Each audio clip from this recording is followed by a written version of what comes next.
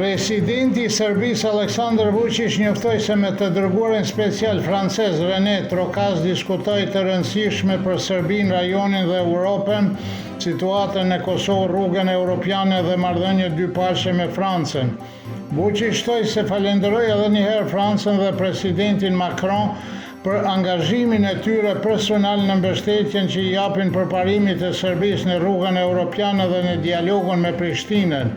Vučić u takua gjithashtu me sekretarin e ri të përgjithshëm të Këshillit për Bashkëpunim Rajonal, Amir Kapetanović, dhe me atë rast theksoi se Serbia është e përkushtuar për forcimin e tregut të përbashkët rajonal dhe bashkëpunimin të shfushat e shumta. Ministri i Punëve të Jashtme Marko Gjurić u takua gjithashtu me Kapetanović. Delegacioni i Beogradit i udhëhequr nga drejtori i Zyrës për Kosovë dhe Metohi Petar Petković u takua në Bruksel me të dërguarin special të Bashkimit Evropian për dialogun midis Beogradit dhe Prishtinës, Peter Sorensen, dhe me pas me ekipin e ekspertëve të Bashkimit Evropian. Dje Sorensen u takua me kryenegociatorin e Prishtinës Besnik Bislimin, me të cilën, siç njoftoi ai, diskutuan për disa çështje, por shtoi gjithashtu se planifikon të organizojë një takim trepalësh së shpejti.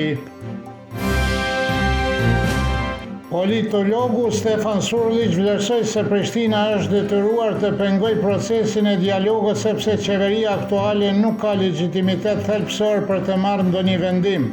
Siç shpjegoi ai, tani po përdoret për të popullarizuar temat që përdoren për përdorim të mbrëmshëm, siç është statusi i shqiptarëve në jug të Serbisë, megjithse kjo nuk është as pak brenda kornizës së normalizimit të marrëdhënieve dhe nuk pranohet nga Brukseli.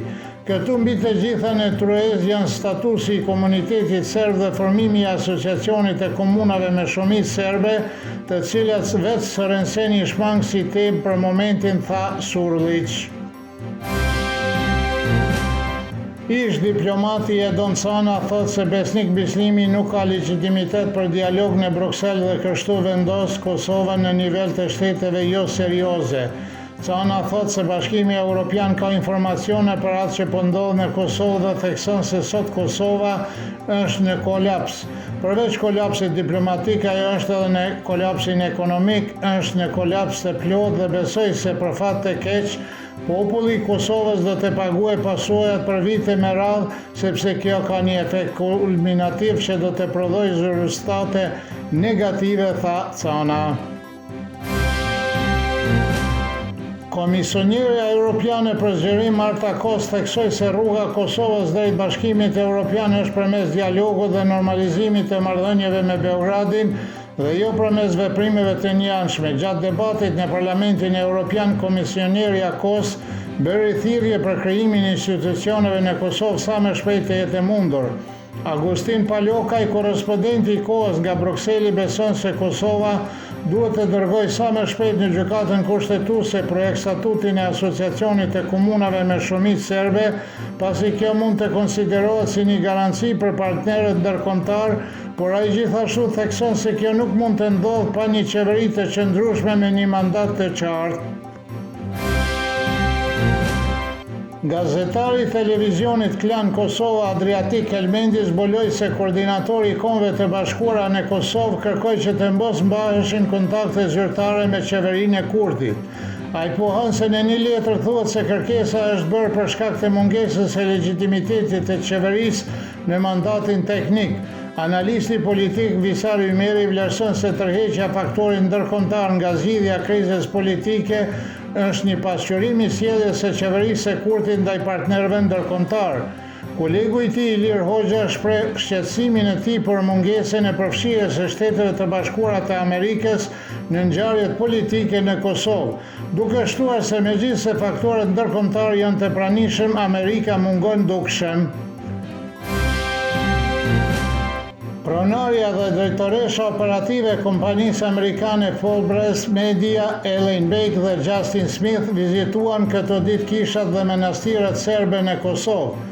Elaine Bake thot se ishte veçanërisht prekse të dëgjonte dhe të shifte se si jetojnë serbët në Kosovë, nga cila arriti të në përfundim se kishat dhe manastiret janë vendet e vetme të sigurta për të krishterët në Kosovë. Justice Smith theksoi se mund të dëshmoj se në Kosovë po ndodh pastrimi etnik dhe shpreson që Perëndimi do të mbështetë Serbinë në të ardhmen. Beck dhe Smith incizuan një podcast me Peshkopin Ilarion dhe igumenin Sava Janish në portën e patriarkanës së Pejës dhe Deçanit në mënyrë që njerëzit në Amerikë mund të marrin një njoftim më të gjerë për Kosovën, popullin serb dhe trashëgiminë kulturore serbe. Moti me diell në Serbi të mërkurën ngrohtësi tropikale gjatë ditës pritet gjithashtu zhvillimi lokal i vranësirave në disa vende, dukëria e ashireve afat shkurtër me bubullima. Kryesisht në mala, ere dop me drejtim të ndryshueshëm, temperatura mëngjesit do të sillet nga 10 deri në 20, kurse ajo maksimale e ditës nga 31 deri në 35 gradë Celsius.